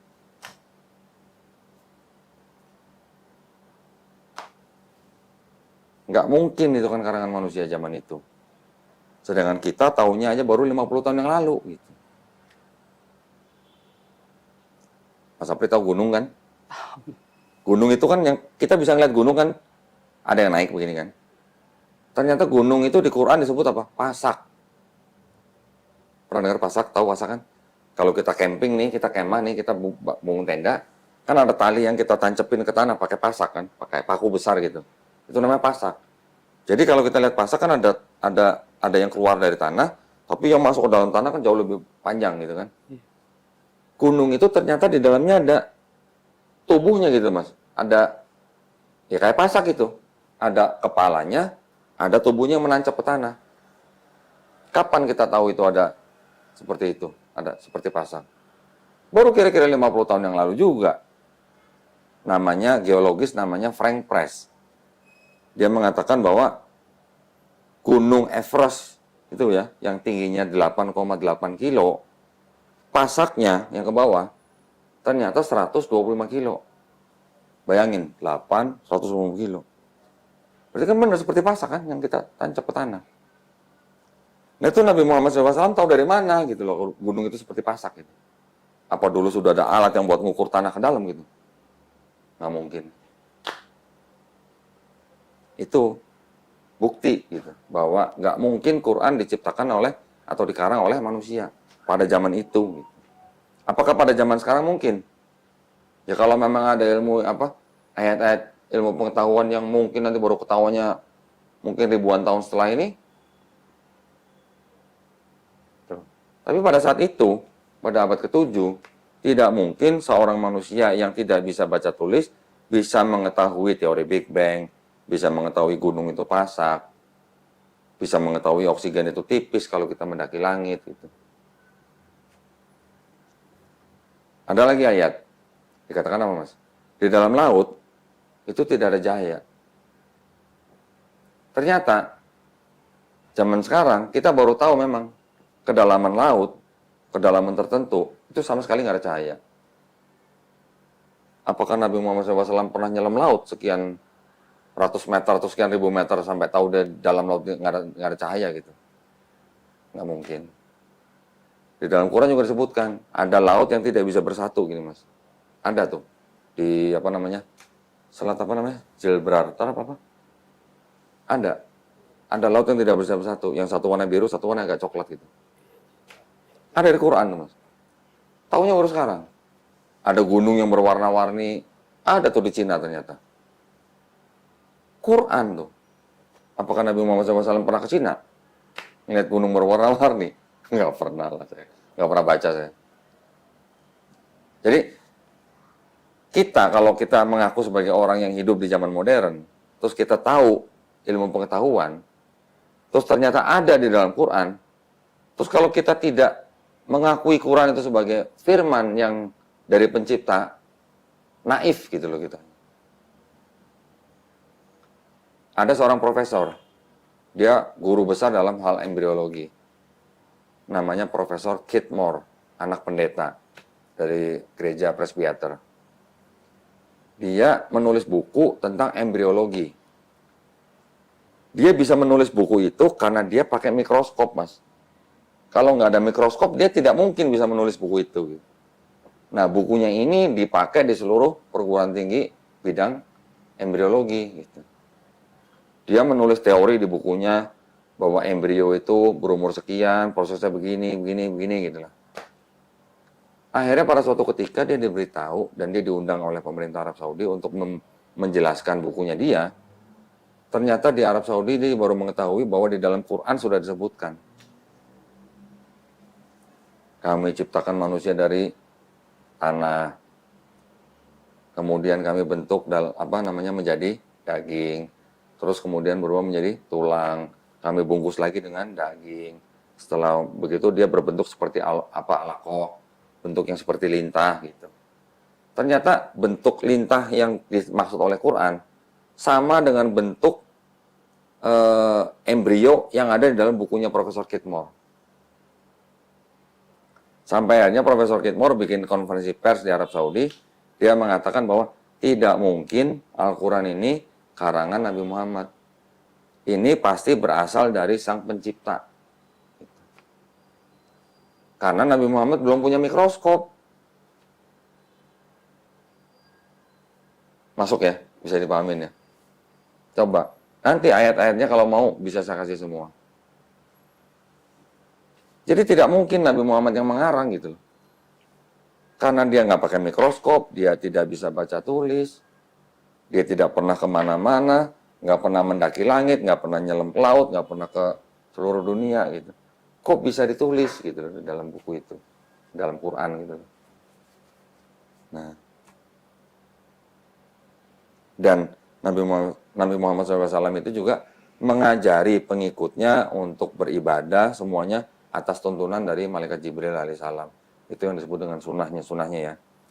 Nah, kita yang mengikuti, kalau kita tilik-tilik lagi ke belakang, mirip gitu dengan ibadah-ibadah nabi-nabi sebelumnya yang dari Bani Israel gitu. Jadi sebenarnya kan ini bukan agama baru gitu. Tapi ini agama penerus daripada nabi-nabi sebelumnya. Kalau sekarang sebutannya Islam, itu hanya sebagai istilahnya apa ya? Sebagai identitas gitulah, atau sebagai institusi gitulah. Identitas agama gitu. Tapi sebenarnya prakteknya, pesannya, itu semuanya sama dengan nabi-nabi sebelumnya. Gitu. Ada yang mau ditanya? Udah pas, Mas. Udah pas. Kayaknya tadi cuma dengerin doang tapi belum tanya. Kirain ada yang mau ditanya? Udah, Mas, udah. Udah pas. Cukup? Jadi untuk membuktikan apakah Nabi Muhammad itu nabi palsu atau bukan, ya kan sering nih polemikus bilang Nabi Muhammad SAW itu adalah nabi palsu gitu. Kita kasih argumen begini. Nabi Muhammad SAW dari mulai dia kecil sampai remaja, sampai dewasa, sampai menikah bahkan ya, sampai menikah, itu temen semua orang yang mengenal dia menyebut dia dengan julukan apa, Mas? Al-Amin. Artinya apa? Yang terpercaya gitu. Artinya orang ini nggak pernah bohong gitu. Ya. Orang ini nggak pernah bohong gitu. Jadi dia mendapat julukan Al-Amin.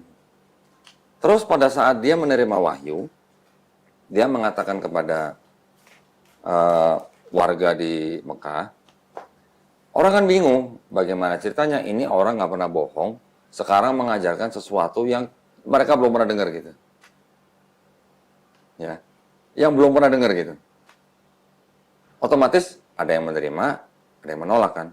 Tapi yang menolak ini kan juga pasti ragu-ragu gitu loh. Ini orang nggak pernah bohong gitu loh. Kok sekarang bisa memberikan pesan yang sama sekali baru buat mereka gitu. Nah, sekarang kalau memang benar Nabi Muhammad SAW nabi palsu, apakah dia pernah berbohong? Tidak pernah berbohong. Kalau dia pernah berbohong, dia tidak mungkin mendapatkan gelar Al-Amin. Gitu. Dan dia pernah dibawa oleh pamannya berdagang, ya. Di perjalanan mereka berhenti di sebuah gereja, ada pendeta yang keluar namanya pendeta Buhairo. Ngomong sama pamannya, itu siapa gitu. Itu keponakanku gitu. Bawa pulang. Kenapa? Itu anak nabi yang dinubuatkan di dalam Taurat gitu katanya. Pendeta itu tahu karena dia baca, ada tanda-tandanya gitu. Dan pendeta itu melihat bahwa setiap rombongan itu berjalan, itu ditutupin dengan awan. Itu pendeta tuh. Namanya pendeta Buhaira. Suruh pulang. Kenapa? Kalau dia sampai pergi ke negeri Syam, di sana banyak orang-orang yang membunuh nabi gitu. Maka disuruh pulang. Jadi dari kecil memang Nabi Muhammad SAW itu sudah sudah menjadi orang kesayangan gitu. Dari pamannya juga kesayangan, dari teman-temannya, dari saudaranya semua sampai dia mendapatkan gelar Al-Amin. Gitu. Banyak tuduhan-tuduhan dari orang-orang yang membenci Islam dengan sebutan nabi palsu dan segala macam, itu semuanya mudah dijawab. Gitu, Mas. Mulai dari kecil udah dipercaya gitu. Sudah. Dia dari kecil sebelum lahir ayahnya udah meninggal, ya. Kemudian dia masih kecil ibunya juga meninggal. Jadi dia dibesarkan oleh pamannya. Gitu. Nanti Mas boleh baca. Ini di sini ada Sirah Nabawiyah. Nanti Mas yang mau baca silakan. Bagaimana kita percaya cerita-cerita itu benar? Bedanya gini Mas. Kalau di dalam Islam itu ada yang namanya tradisi sanad dan perawi. Sanad itu artinya jalur, chain of narration namanya. Jalur cerita ini diceritakan oleh siapa sampai kepada Rasulullah gitu. Ya. jalur ini nggak boleh ada yang cacat. Ada satu periwayat yang cacat, gugur statusnya, turun statusnya. Ya, jadi kalau apa namanya, status yang paling tinggi itu namanya sohi. Sohi itu artinya benar, otentik. Gitu. Kalau ada pencerita atau periwayat yang pernah bohong, pernah nggak benar, itu riwayat itu akan turun derajatnya menjadi hasan. Hasan itu masih bagus, tapi masih tidak otentik banget lah. Nanti kalau ada periwayat yang nggak benar lagi, turun lagi menjadi doif, turun lagi menjadi maudhu. Kalau di Bible, ada nggak bahwa cerita-cerita itu benar berasal dari Yesus gitu? Penulisnya siapa aja nggak tahu gitu. Itu bedanya, Mas. Jadi kalau di dalam Islam, orang membuatkan cerita atau hadis itu nggak sembarangan. Itu ada ilmunya, ada penelitinya gitu. Imam-imam yang menyusun hadis itu rela berjalan ratusan kilo, bahkan ribuan kilometer, hanya untuk menentukan hadis ini sesuai atau enggak gitu. Saking ketatnya gitu, sampai begitu. Nanti selanjutnya Mas Apri bisa belajar lebih banyak soal Islam. Gitu ya. Ada yang mau tanyain? Kalau tanya nggak ada Mas. Udah nggak ada? Nggak ada ya? Oke, cukup. Ustaz Agus, ada yang mau tambahin? Ada yang mau tambahin keterangan soal Islam gitu? Cukup? Dari sisi Kristen atau Bible-nya sudah cukup ya? Dari sisi Islamnya juga sudah cukup? Kalau belum, kasih tahu. Nanti apa yang mau ditanyain, jangan sungkan-sungkan, Mas. Di lain hari aja. Lain hari ya, nanti belajar Karena kan kalau pelan-pelan ya. diserap satu hari nggak Iya, makan juga gitu loh. terlalu banyak. Iya, nanti bisa belajar step by step. Jadi, sekarang menurut Mas Apri, Tuhan itu Esa. Yesus bukan Tuhan, Yesus hanya seorang nabi. Muhammad adalah seorang nabi dan utusan Allah. Ini tiga-tiganya udah percaya. Sudah. Alhamdulillah. Jadi, siap bersahadat. Siap. Mas Apri kira-kira ada punya pemikiran apa nggak? Misalnya kalau nanti saya memeluk Islam, keluarga saya begini-begini gitu, ada? Nggak ada Mas. Orang tua, kira-kira gimana? Ya ini aku dulu yang belajar gitu loh, bukan pikiranku belum ada sampai ke sana gitu loh. Oh, Belum ada sampai ke orang tua atau apa enggak. oke. Yang penting saya belajar dulu gitu. Oke. Tapi kalau misalnya nanti orang tua tahu, kira-kira mereka marah atau nggak? Ya kalau marah jelas marah dong. Marah jelas. Kalau itu nggak bisa dipungkiri marah Nggak pasti. bisa dipungkiri. Kira-kira diusir nggak? Ya kalau diusir. Kalau diusir kasih tahu saya tampung. Udah gitu aja. Oke? Tetapi yang jelas, nanti Mas Apri kalau sudah menjadi seorang Muslim, kalau sebelum hari ini Mas Apri sayang sama orang tua, setelah menjadi Muslim harus lebih sayang. Nah, itu syaratnya. Kalau tadi ya hormat sama orang tua, setelah jadi Muslim harus lebih hormat. Siap? Siap, Mas. Alhamdulillah. Oke, kalau gitu kita bisa segera melakukan prosesi syahadat. Ya, tolong dibantu ya, Tat ya. Sudah dengan relasi Ya, pada hari ini sudah. Ada yang mengiming-imingi atau memaksa? Enggak, kalau ini sukarela nih, enggak ada. Sukarela. Kemauan sendiri ya? Mohon sendiri. Alhamdulillah. Ya sudah, sebentar. Enaknya di mana, Tat? Mau di sini, mau di meja? Di sini aja. Saya ambilin ini dulu ya, sebentar ya.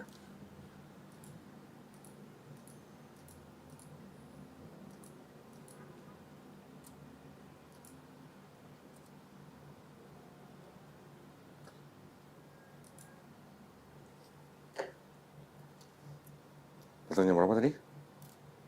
Macet nggak tadi itu? masih seperti biasa di KM juga. Oh, ini ya. Rest area. Yang dekat rest area itu ya?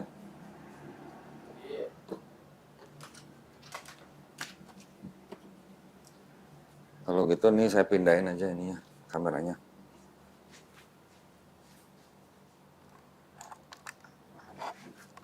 Bismillah.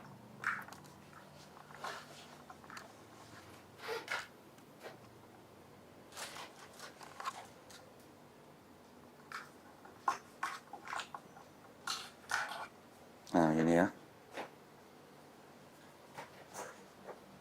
Kursi tadi. Oh, itu. Kursi yang kuning, kursi yang kuning.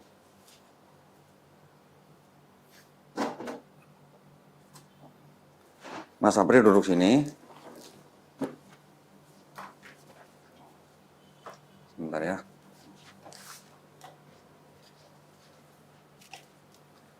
Tataku susu sana. Ya. Sini.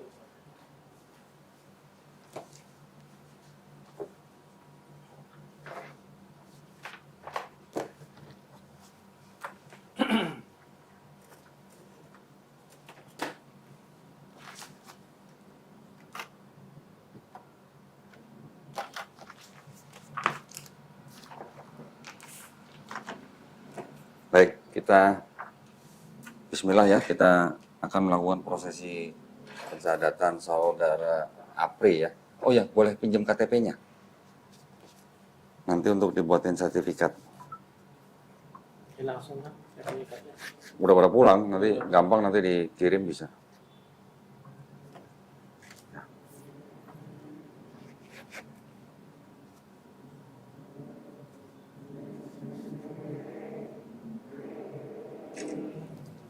Nyebutnya kok susah ya? Kabupaten Humbang Hasundutan.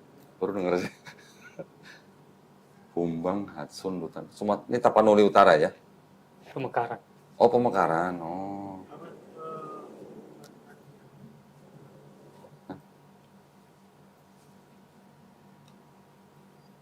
Perjumpaan volume. Kabupaten Humbang Hasundutan, Sumatera Utara. Baik, ya kita mulai ya. Bismillah. Di hadapan saya sekarang ada saudara Mukhtar Pandiangan dengan panggilan Apri ya. Oke. Menyatakan keinginannya untuk memeluk agama Islam. Ya. Sebelumnya Mas Apri ini beragama Kristen ya, betul ya? Kristen ya. Iya. Oke.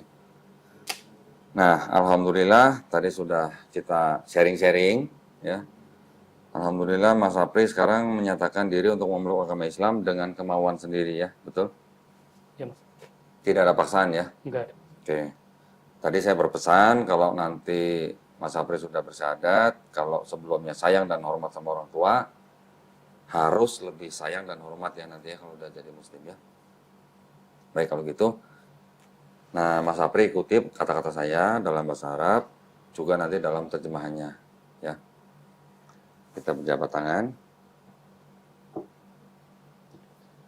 Asyhadu Asyhadu Allah Allah ilaha ilaha illallah illallah wa asyhadu wa asyhadu anna anna Muhammadan Muhammadan Rasulullah. Rasulullah.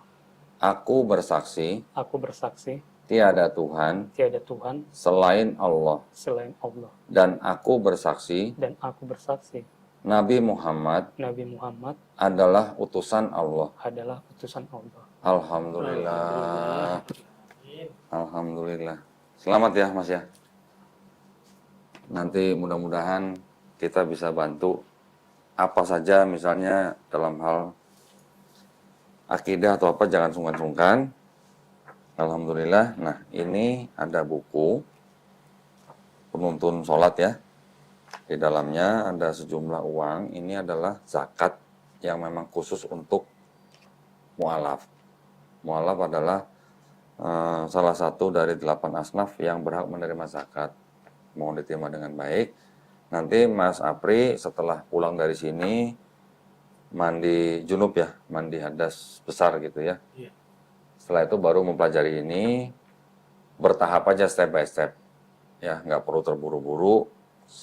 Sebisa mungkin melaksanakan sholat awal-awal menjadi makmum dulu ya. Dengan temannya atau di masjid, usahakan di masjid gitu. Oke.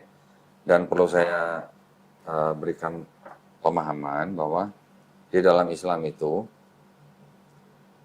setiap bayi, Mas, ya, yang lahir itu sebenarnya fitrahnya Muslim. Kan tadi saya sudah jelaskan, Muslim artinya orang yang berislam atau berserah diri kepada Sang Pencipta, ya. Jadi setiap bayi yang lahir itu sebenarnya nature-nya atau sifatnya atau fitrahnya itu adalah Muslim. Dia menjadi Kristen, menjadi Yahudi, atau menjadi Majusi, atau menjadi apapun karena orang tuanya, biasanya gitu ya. Namun pada saat dia sudah mendengar tentang Islam, mengenal Islam, dan akhirnya menerima Islam, ya, atau memeluk Islam, sebenarnya dia tuh bukan pindah agama, tapi itu dia kembali kepada fitrahnya, Mas. Kembali menjadi manusia yang berserah diri hanya kepada satu pencipta, gitu ya. Dan alhamdulillahnya di dalam Islam kita juga memahami bahwa setiap orang yang masuk Islam atau memeluk Islam, insya Allah dosanya dihapuskan, Mas. Ya, dosa-dosa yang dulu Mas April lakukan semenjak akil balik sampai hari ini insya Allah dihapuskan. Tapi dengan catatan nanti Mas April harus menjalankan Islamnya dengan baik. Ya, dan alhamdulillahnya lagi segala kebaikan yang Mas April dulu pernah lakukan semenjak akil balik sampai sekarang, insya Allah tidak dihapus, tetap dicatat sebagai amal kebaikan. Ya, jadi alhamdulillah pada hari ini kita sudah mendapatkan saudara baru, ya, saudara dalam iman. Setiap Muslim adalah bersaudara, Mas. Jadi Mas April nanti mau di Jakarta, mau di Sumatera Utara, misalnya punya kesulitan apapun, jangan sungkan-sungkan hubungin kami, ya. Kita juga ada teman di Sumatera Utara, ya. Alhamdulillah, kalau begitu, ini KTP-nya saya kembalikan. Nanti kita buatkan sertifikat, mau dikirim lewat kurir boleh, mau diambil ke sini juga boleh, ya, gitu ya. Alhamdulillah, kalau gitu sekarang kita tutup dengan doa. Mohon bantuannya, Ustaz Agus tutup dalam doa, ya. Ya, kita berdoa. Kali ini kita mendoakan saudara baru kita, saudara Mukhtar aja dulu. Mukhtar aja. Apri, ya, April aja. atau Apri yang telah kembali kepada Islam. Marilah kita tundukkan hati kita dan memohon kepada Allah Subhanahu wa taala dengan beristighfar bersama-sama. Astaghfirullahaladzim, astaghfirullahaladzim, astaghfirullahaladzim. Alhamdulillahirabbil alamin. Wassalatu wassalamu ala asyrofil anbiya'i wal mursalin wa ala alihi wa sahbihi wat tabi'in. Allahumma ighfir lana wa limasyayikhina wa li jami'il muslimin wal muslimat wal mu'minin wal mu'minat al ahya'i minhum wal amwat. Allahumma antas salam wa minkas salam tabarakta ya dzal jalali wal ikram. Rabbana ighfir lana wa li ikhwanina alladhina sabaquna bil iman wa la taj'al fi qulubina ghillan lil ladzina amanu rabbana innaka raufur rahim. Rabbana afriq alaina sabran wa tafana ma'as salihin. Rabbana hab lana min azwajina wa dzurriyyatina qurrata ayun waj'alna lil muttaqina imama. Allahumma inni a'udzubika minal hammi wal hazan wa a'udzubika minal ajzi wal kasal wa a'udzubika minal jubni wal buhal wa a'udzubika min ghalabati dani wa qahri rijal. Rabbi firli wa li walidayya warhamhuma kama rabbayani shaghira. Ya Allah yang Maha Pengampun, ampunilah dosa-dosa kami. Ampunilah dosa-dosa kami baik yang disengaja maupun yang tidak disengaja. Ya Allah yang Maha Pembimbing, bimbinglah setiap langkah kami dari dalam mengarungi kehidupan ini. Ya Allah, ya Tuhan kami, pada hari ini kami telah menerima kembalinya saudara kami, saudara Mukhtar atau saudara Apri yang telah kembali kepada Islam, agama fitrah. Ya Allah, jadikanlah Islam sebagai penunjuk yang selalu memberi petunjuk kepadanya. Ya Allah, yang Maha Rahmat, rahmatilah cahaya, penuhilah cahaya dan juga keimanan kami ini. Ya Allah, matikanlah kami dalam keimanan yang terbaik yang kami miliki. Rabbana zalamna anfusana wa ilam taghfir lana wa tarhamna lanakunanna minal khasirin. Rabbana atina fid dunya hasanah wa fil akhirati hasanah wa qina adzabannar. Subhana rabbika rabbil izzati amma yasifun wa salamun alal mursalin walhamdulillahi rabbil alamin. Alhamdulillah. Sekali lagi selamat ya Mas Sapri ya. Mudah-mudahan Selamat ya. istiqomah Insyaallah. dan terus Insyaallah. menerima.